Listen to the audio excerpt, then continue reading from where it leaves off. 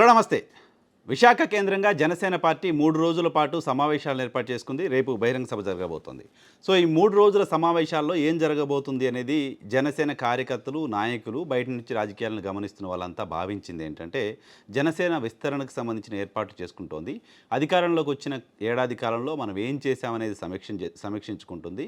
అధికారంలోకి వచ్చిన ఏడాది కాలంలో తాము చెప్పిన షణ్ముఖ వ్యూహం అంటూ సూపర్ 6 టీడీపీది అనుకోండి, షణ్ముఖ వ్యూహం అంటూ జనసేన పార్టీ చెప్పిన మాట, దానికి సంబంధించిన అమలు కార్యక్రమాలు ఎంతవరకు వచ్చాయి ఏంటనేది చూసుకుంటుంది. ఎన్నికల కంటే ముందు టీడీపీతో సంబంధం లేకుండా జనసేన కొన్ని ప్రాంతాల్లో కొన్ని అంశాలకు సంబంధించి వాగ్దానాలు చేసింది. వాటిని ఎంతవరకు వచ్చాయనేది సమీక్షించుకుంటారని, ఈ కూటమి అధికారంలోకి వచ్చిన తర్వాత ఆయా నియోజకవర్గాల్లో జనసేన పార్టీకి సంబంధించిన నాయకులు, పార్టీ శ్రేణులు ఎదుర్కొంటున్న సమస్యలేంటి, అధికారంలో ఉండి కూడా పనులు చేయించలేకపోతున్నామనే ఆందోళన కావచ్చు, అధికార పార్టీలో ఉండి కూడా ద్వితీయ శ్రేణి పౌరుల్లా ద్వితీయ శ్రేణి నాయకులుగా ఉండాల్సిన పరిస్థితి వస్తోంది అంటూ చాలామంది నాయకులు పడుతున్న బాధని అధినేత అడ్రస్ చేస్తారని భావిస్తూ వచ్చారు. దీంతోపాటు జనసేన పార్టీకి సంబంధించిన విస్తరణ ప్లాన్స్ పైన కూడా దృష్టి పెడతారంటూ జనసేన పార్టీ నాయకత్వమే భావించింది. జనరల్గా రాజకీయాలను గమనిస్తున్న వాళ్ళకు కూడా అనిపించింది అదే. ఒక రాజకీయ పార్టీ తాను ఎదుగుతున్న క్రమంలో మరింత బలపడాలని కోరుకుంటుంది, మరింత విస్తరించాలని కోరుకుంటుంది, మరింతగా ప్రజలకి దగ్గర కావాలని కోరుకుంటుంది. సో దీనికి సంబంధించిన కార్యక్రమాలను చేస్తూ వస్తోంది. తెలుగుదేశం పార్టీ ఇప్పుడు అధికారంలో ఉండి కూడా ఏడాది కాలంలో ఏం చేశామనేది తమ కార్యకర్తల్ని ఇంటింటికి పంపించి పార్టీకి, క్యాడర్కి, ఓటర్కి కనెక్షన్ కట్ అవ్వకుండా ఉండడానికి సంబంధించిన ప్రయత్నం చేస్తూ వచ్చింది. సో రాజకీయ పార్టీ బిహేవియర్, యాక్షన్ ఆ రకంగా ఉంటుంది. బట్ అనూహ్యంగా ఈ 2 రోజుల సమావేశాలు, 2 రోజులు పవన్ కళ్యాణ్ మాట్లాడిన మాటలు, మాట్లాడినట్టుగా బయటకు వచ్చిన లీకులు, ఆయన ప్రసంగాలు విన్న తర్వాత నా దారి విస్తరణ దారి కాదు, నా దారి మీ సమస్యల పరిష్కారం, మీకు గౌరవం, మీకు నాయకత్వం, మీకు పదవులు ఇప్పించటం కాదు, నా దారి బాబు దారే, నా దారి టీడీపీ దారే అన్నట్లుగా పవన్ కళ్యాణ్ మాట్లాడినట్టు కనపడుతోంది. నిజానికి పవన్ కళ్యాణ్ సీట్ల త్యాగం అనేది ఏ రాజకీయ పార్టీ చేయని త్యాగం. గడిచిన ఎన్నికల కంటే ముందు పవన్ కళ్యాణ్ 60 సీట్లు 70 సీట్లు ఇస్తే తప్ప పొత్తు పెట్టుకోనని పవన్ కళ్యాణ్ కండిషన్ పెడితే కూడా ఒప్పుకోక తప్పని పరిస్థితిలో ఆ రోజు తెలుగుదేశం పార్టీ ఉంది. పవన్ కళ్యాణ్ ఎన్నికలకు ముందు తెలుగుదేశం పార్టీకి ఒక టానిక్. పవన్ కళ్యాణ్ అనే టానిక్ తర్వాతే తెలుగుదేశం పార్టీ ధైర్యంగా ఎన్నికలకు వెళ్ళగలిగింది, ఇది నిజం. ఆ సమయంలో కూడా పవన్ కళ్యాణ్ కేవలం 21 సీట్లకే పరిమితమయ్యారు. కేవలం 21 సీట్లకే పరిమితమయ్యి మనం ఎన్నికల్లో గెలవటం ముఖ్యం తప్ప నేను ఎన్ని సీట్లు తీసుకోవడం అనేది ముఖ్యం కాదు అని చెప్పారు. ఆ సమయంలో పార్టీలో చాలా పెద్ద ఎత్తున అసంతృప్తి వ్యక్తమైన ఆయన మాటకు కట్టుబడి ఆయన ఏం చెప్తే అది ఫాలో అవుదామని నాయకులంతా ఊరుకున్నారు, ఆయన మాటను గౌరవించారు. సో ఇప్పుడు ఏడాది తర్వాత చూస్తే పార్టీలో క్రింది స్థాయి నాయకుల్లో గౌరవం పొందుతున్నామనే భావన లేదు, తమకు పనులు అవుతున్నాయనే భావన లేదు.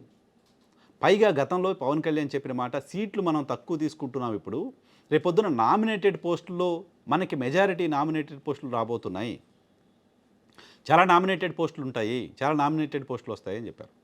బట్ నామినేటెడ్ పోస్టుల్లో కూడా జనసేన వాటా నామమాత్రంగానే కనపడుతోంది,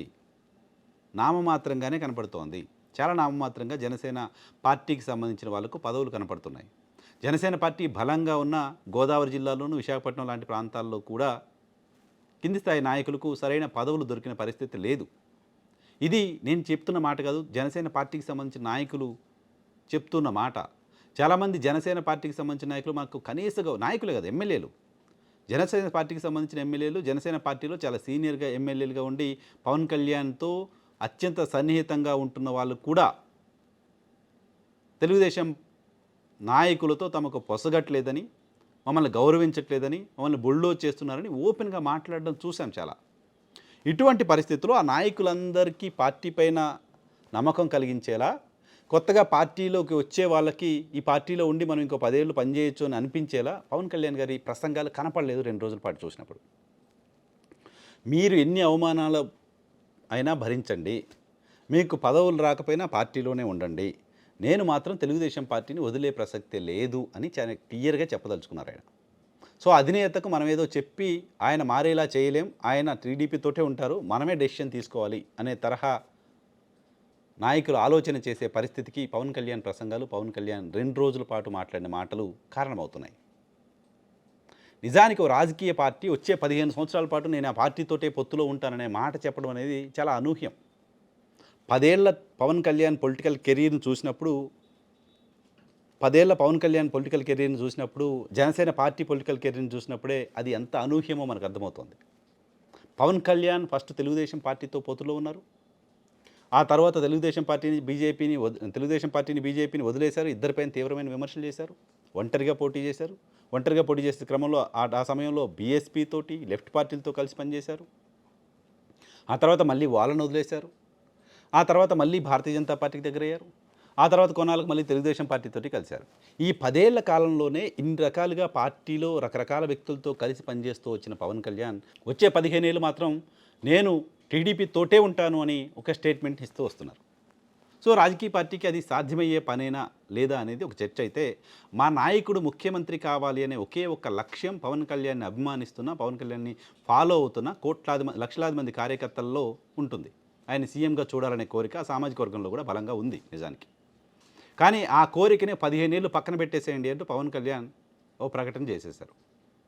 పవన్ కళ్యాణ్ని ముఖ్యమంత్రిగా చూడాలనుకుంటున్న వాళ్ళు ఆంధ్రప్రదేశ్లో ఆ సామాజిక వర్గం నుంచి ముఖ్యమంత్రి పీఠాన్ని మా వాళ్ళు అధిష్ఠించొద్దా అని భావిస్తున్న వాళ్లకు అది ఇప్పట్లో తీరని కలే అని పవన్ కళ్యాణ్ ఒక క్లారిటీ ఇచ్చేశారు. సో పవన్ కళ్యాణ్ ఇచ్చిన క్లారిటీ అత్యంత ప్రమాదకరమైన క్లారిటీ. నిజానికి ఇప్పటికిప్పుడు నేను తెలుగుదేశంతో 15 ఏళ్ళు ఉంటాను అని చెప్పాల్సిన అవసరం పవన్ కళ్యాణ్కి లేదు. రాజకీయాలు చాలా డైనమిక్గా ఉంటాయి. రాజకీయాల్లో ఎస్కేపింగ్ వే కూడా పెట్టుకోవాలి పొలిటీషియన్స్, పెట్టుకుంటారు కూడా. కానీ పవన్ కళ్యాణ్ కింది నుంచి వస్తున్న ఒత్తిడి, కింది నుంచి వస్తున్న ప్రెజర్ని తట్టుకోవడం కోసం ఆ డైలాగ్ అని నేను మీరు చెప్తున్న మాటలు విని టీడీపీతో గొడవ పెట్టుకోవడానికో, టీడీపీ పైన ఒత్తిడి తేవడానికో సిద్ధంగా లేను అని ఒక క్లారిటీ జనాలకు కాదు కార్యకర్తలకు, నాయకులకు ఇవ్వదలుచుకున్నారు. అటువంటి క్లారిటీని ఇచ్చినట్టు కనపడింది.